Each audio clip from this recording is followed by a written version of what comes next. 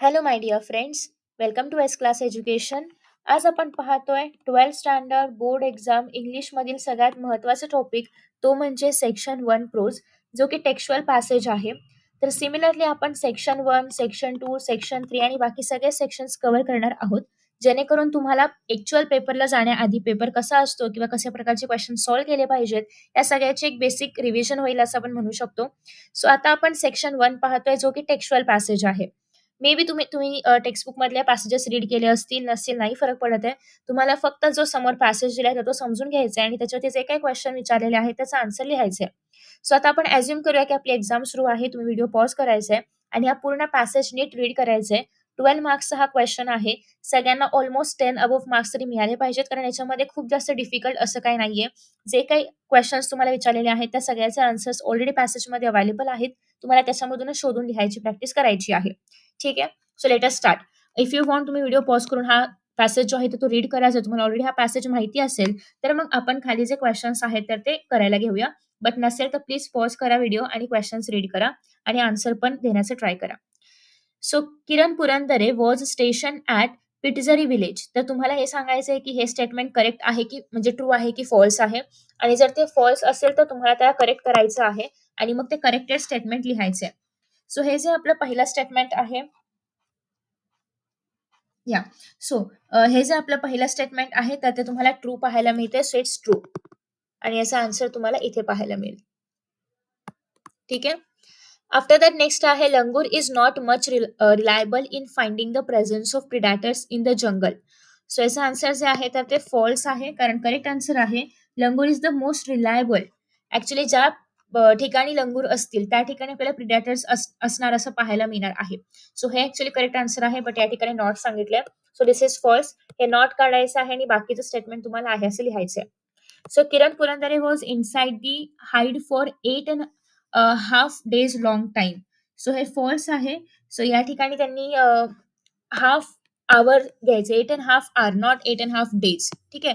So इथे काय पाहिजे, अवर पाहिजे आणि हे फॉल्स आहे. The strong and powerful leopard of Umbarzara had come out of its den in search of its prey. So it's right. So हे ट्रू आहे. ठीक आहे. सो इथे तुम्हाला फॉल्स स्टेटमेंट्स फक्त फाइंड आउट करायचे होते. ट्रू आहे का, तर त्याच्यामध्ये ट्रू लिहायची काही गरज नाहीये, पण तुम्ही लिहिलं तरी पण काही फरक नाही पडणार आहे.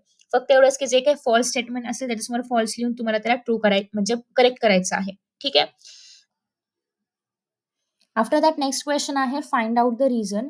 सो त्याचे आन्सर्स तुम्हाला इथे बघायला मिळतात. सो फर्स्ट क्वेश्चन आहे, writer Kiran Purandare stretched out to his heart's content.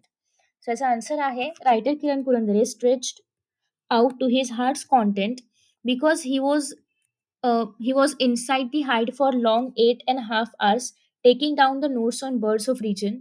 He had finished his day at the water hole and was physically exhausted, so stretched out to his heart's content. Next is, even the small member of Langur's family were giving alarming call. So even the small member of Langur's family were giving alarming call because Langurs were petrified by the presence of predators like tiger or leopard nearby. So Langur is the most reliable animal in giving a clue of the topmost predator in the jungle. The leopard was out of the den in search of the prey and was moving slowly. So here is the answer आहे. Next is, explain the statement in 50 words about I was alone here like a fox. So its answer इथे आहे. In the context of the extract, it means after watching birds for the whole day in the evening, when the narrator Kiran Purandare started to walk Pidzari from the height amidst teakwood and moha trees by making minimal sound very cautiously and with the alert, he was appearing on, or his act of walking was looking like foolish, but actually he was walking shrewdly and cunningly like a fox. After that next आहे personal response. So personal response तर तुम्ही स्वतःहून लिहिणार आहात. So हे इथून reference फक्त घ्यायचा आहे. The extract is about Kiran Purandare's experience in the jungle of Umbarzara. Some other time you might have visited some sanctuary near your locality. So write your experience of visit to the sanctuary in about 50 words. Recently, with my family members, I visited Karnara Bird Sanctuary, which is on the outskirts of Mumbai on Goa Highway. The place was full of variety of birds which I generally don't see in the concrete jungle of Mumbai. I could see kingfisher, cuckoo, woodpecker, and weaver bird, and so on. Along with this, I saw some insects on trees and in soil around me. The weather was pleasant and I enjoyed greenery and flowing streams. Okay. So अशा पद्धतीने experience लिहिले तुम्ही तुमचा experience लिहू शकता. It may be different from this. Next is language study. Language स्टडीमध्ये काय सांगितलंय की तुम्हाला चेंज द वॉइस करायचं आहे आणि use and rewrite. Okay. So 2 questions आहेत 2 मार्क्ससाठी. First, I changed the voice. All this upheaval was created by only one animal's present. So याचं व्हॉइस चेंज करायचं म्हणजे तुम्हाला उलट करायचं आहे. So starting with only one animal's present.